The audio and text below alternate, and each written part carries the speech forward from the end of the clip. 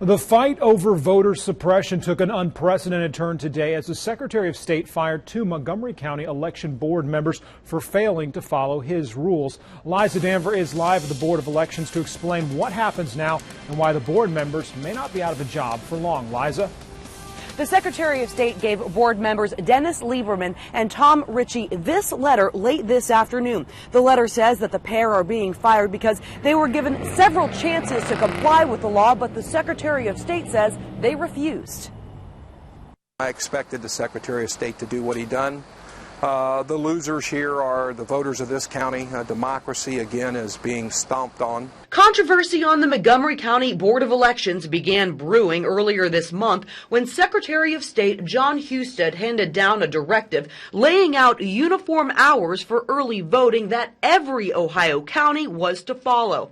However, the directive made no mention of weekend voting. I think the Secretary of State's directive was at best ambiguous. I think that it set the floor, not the ceiling. Jim Crowe laws we had in the southern states were all uniform, but they weren't good.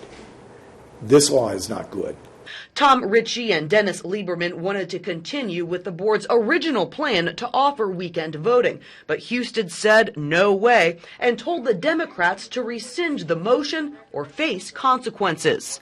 When I get threatened by some thug that I'm going to get fired for exercising my First Amendment right to say what I believe in, I'm not going to do that. It has nothing to do with politics. It's about following the law and following their duties as Board of Election members, and that they violated. But Lieberman and Ritchie contend they were only fighting for voters' rights, not breaking the law. You haven't heard the end of this. That I can assure you.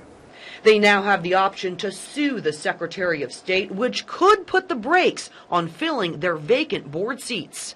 This being an unprecedented situation, I think anything can happen, especially if a court weighs in on the situation. It ain't over till it's over.